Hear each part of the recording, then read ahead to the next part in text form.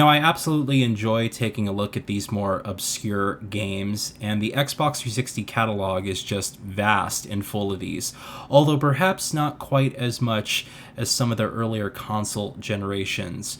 But I still find it interesting to review some of these other games released from these studios that just aren't around anymore, as well as these publishers that no one's really ever heard of. This is Vampire Reign, and for those of you who have heard about this game, you've probably been told it was considered one of the worst games on the Xbox 360. And I played a ton of these sort of infamously poor games. Prior to this video, I checked out Sonic 2006, as well as Spider-Man 3, the movie tie-in game. But regardless of hearing nothing from people but essentially stay away at all costs, I still find it very interesting to see if these games are indeed objectively poor, meaning that technically and functionally they are just broken and difficult beyond repair.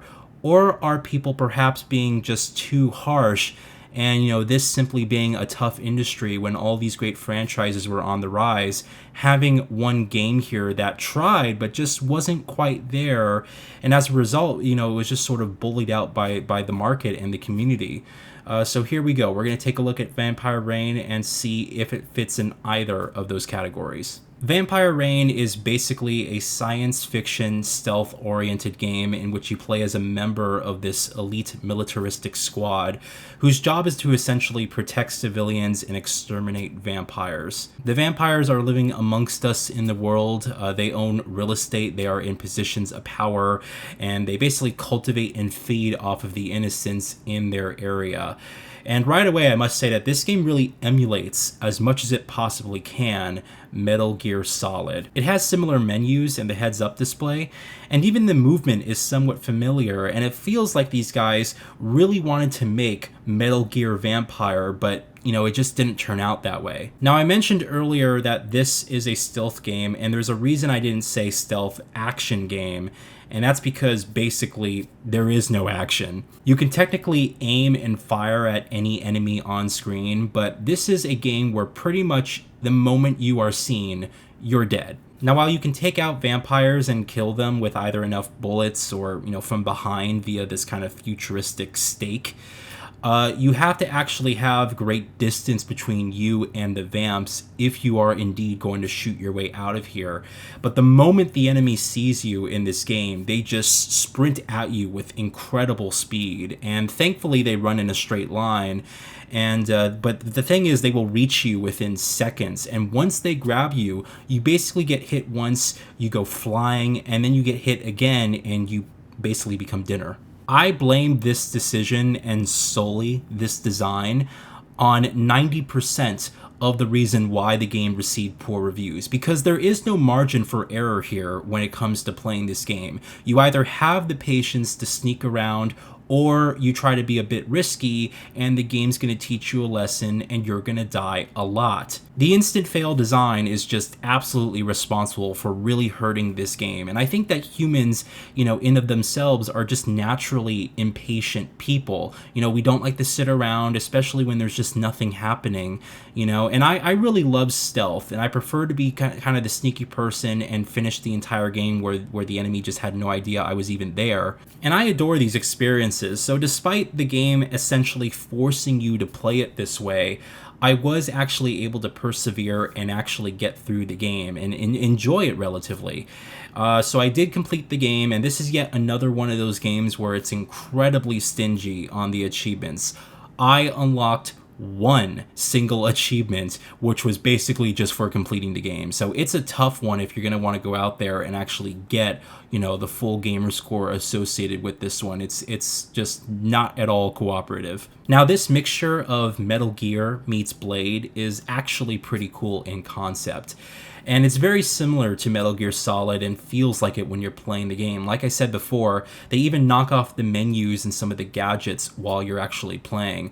But if you're going to imitate, you might as well imitate from the best. And you can tell that they really tried things here, but, it just didn't really turn out well. Things just don't feel quite as smooth. The movement system works okay for the most part, but it's just not responsive or granular enough to really take advantage of this concept completely. Vampires have increased hearing and vision, and so the game kind of pounds this into your head as you're trying to play it, and it can be a bit challenging when your character basically walks or runs, and you have to really kind of treat the analog stick delicately if you're going to try and sneak up on these guys. And while you can technically aim your gun, you have to press the X button to do so, and then you basically have to kind of aim slowly because there's really no aim assist here to kind of get a perfect shot. So, you could just hope that basically that you can do enough damage in time, because headshots with a pistol, not that useful here. Now, the intro sequence has you and your squad basically on a sniper mission, and you have this kind of powerful rifle with you. So, you can in fact do some decent damage to these guys, but clearly, the game puts you in territory where you're basically outnumbered and guns don't do shit most of the time. So, essentially, it's abide by the game's rules or just don't play it at all. You know what? I admire that. I respect that this game really tries to do something different. The concept here isn't fully realized or even close to it, and the AI is absolutely problematic and just difficult to deal with sometimes. The characters also get stuck on the world geometry, and there's just like a myriad of basically polishing issues that keep this game from being, I would say, good. But they tried here. It's interesting, and honestly, if you have the will to be patient with it, you can get through it, and the story has some actual cool moments to it. It's not all just sort of the same thing. There's some interesting, concepts and different gameplay elements and levels that they really tried here, but it's just nothing, spectacular, although I will say that the game kind of grew on me the more that I played it. Now, before we move on, let's take a look at the cover art for Vampire Reign on Xbox 360. We got an interesting cover here. I don't think it really does much to inspire any intrigue. It's pretty generic, to be honest, but it has a cool logo, which is interesting, and there's a look at the spine for Xbox 360. Now, on the back here, we got a couple of different details. We have the full main cast there on the top, and then it kind of shows some in-game screenshots and talks about the different levels and the different, type of information about the world and stuff like that. Now inside we got a nice clean condition copy of the original game, the nice disc there, and it's got a similar cover art to the front, so again everything's pretty much the same. Now, when we take a look at the manual here, they actually did a pretty decent job with it. It is full color, which is great, and we actually got a decent number of pages, and you're going to see things like, the character bios, and a bit about the world, and then there's a bit about the gameplay and stuff like that. So it's nice that they actually did put some information and effort into the way that this manual, was kind of laid out. Usually with these kind of smaller, more obscure games, we don't really see, people really care about the presentation that much. So yeah, it's really nice to see. I kind of like the blood red color scheme of the pages in the manual as well. I think it just really fits, and a cool look at the controls on the back there. So yeah, that's what's inside the case for Vampire Reign, the original copy on Xbox 360. Now let's get on to the visual makeup of Vampire Reign. You've probably noticed the rain-soaked city that you inhabit, and Vampire Reign just makes full use of its title, I must say. The rain actually acts as a dampening effect, making the vampires less powerful, and the main cast sort of has to use this to tip the odds in their favor. And I must say that the rain is just gorgeous in this game. This very well may be the best looking rain I've seen on a 7th gen title so far up to this game's release, when you consider that all the games that released in sort of the middle of 2007 and before, yeah, this is absolutely a showcase for how rain should be done in video games. You'll notice streaks of rain just dripping off your character's armor, and the way the rain splashes off your equipment as well.